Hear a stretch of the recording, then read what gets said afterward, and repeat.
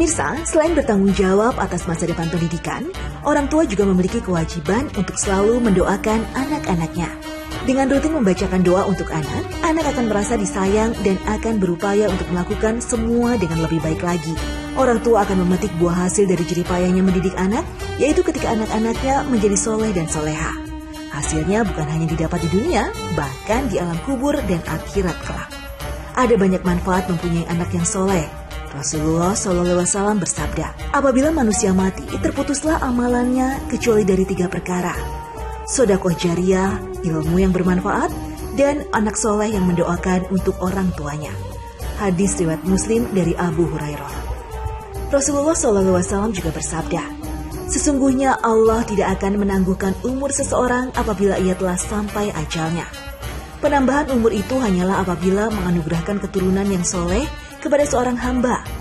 Orang tuanya didoakan, maka sampailah doanya ke alam kuburnya. Hadis riwayat Hakim dari Abu Darda. Anak soleh akan paham bahwa kepatuhan dia kepada Allah adalah salah satunya hasil dari pendidikan orang tua dan keluarganya. Maka dia akan berusaha menasihati keluarganya yang melenceng dari aturan agama. Allah Subhanahu wa Ta'ala berfirman dalam surat At-Tahrim ayat 6. Jagalah dirimu dan keluargamu dari api neraka yang bahan bakarnya dari manusia dan batu.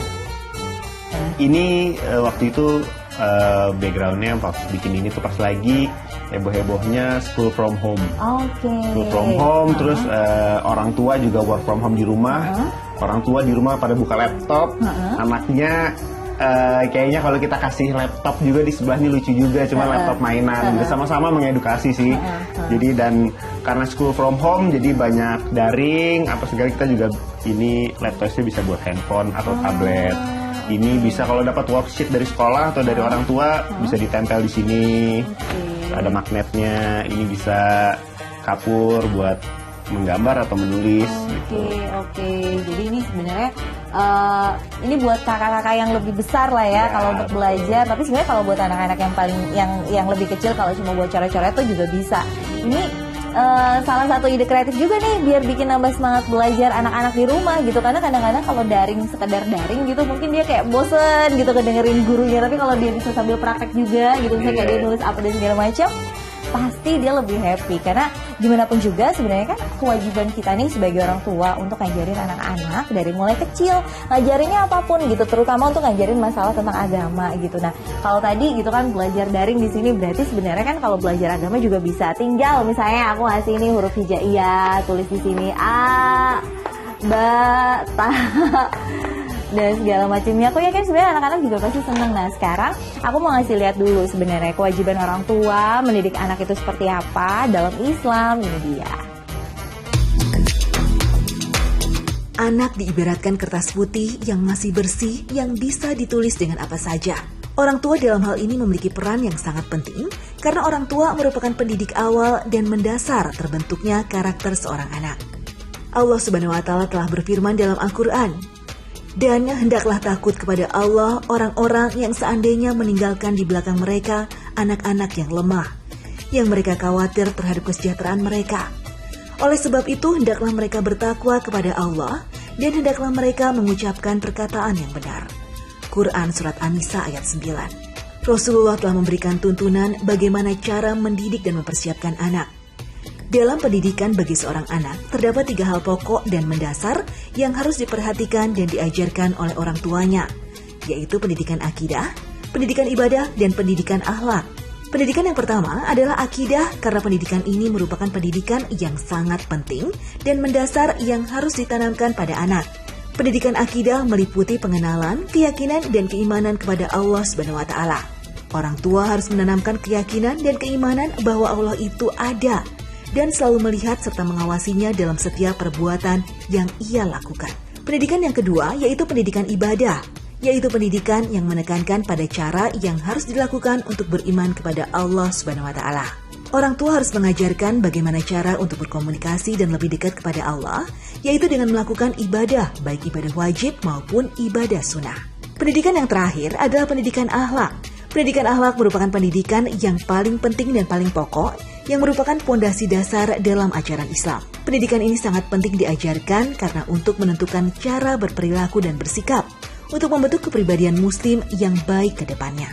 Contohnya seperti bagaimana adab makan yang baik, adab berteman, sopan santun kepada orang tua, menghormati yang lebih tua, dan menyayangi yang lebih muda. Nah berarti kalau orang-orang mau beli itu sistemnya sekarang kayak gimana? Harus pesennya tuh berapa lama?